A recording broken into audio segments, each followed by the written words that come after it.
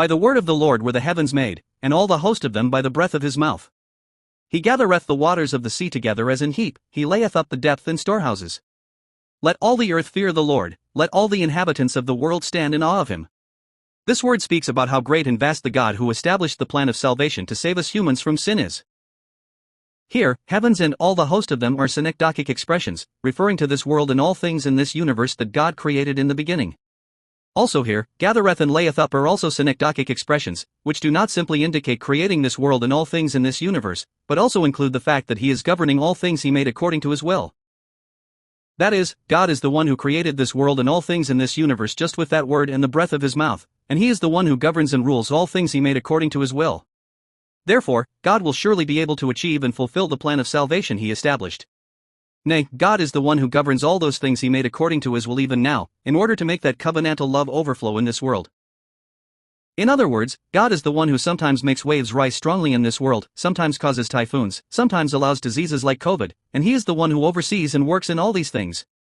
Nay, through this, God is the one who calls a certain person chosen from before eternity and grants grace, making that person return to God by escaping from sin, death, and destruction.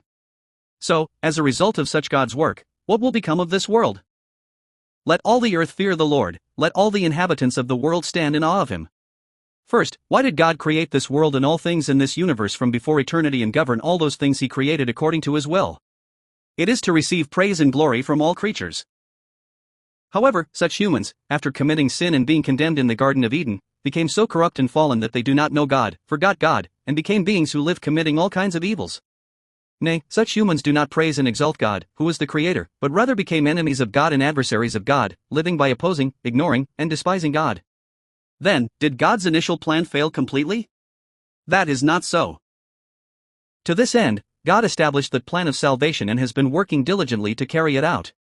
Nay, God established that plan of salvation and is governing with all his heart to fulfill it. Therefore, when the time comes in the future, all the earth, that is, all people of this world, will come to fear and stand in awe of God. Here, this stand in awe of is not an imperative form indicating a plea, but is used in an imperfect form, so it is better to translate it as will stand in awe of. That is, when the time comes in the future, regardless of race, regardless of age or gender, and regardless of status, anyone will come to fear and stand in awe of God. Why is that so?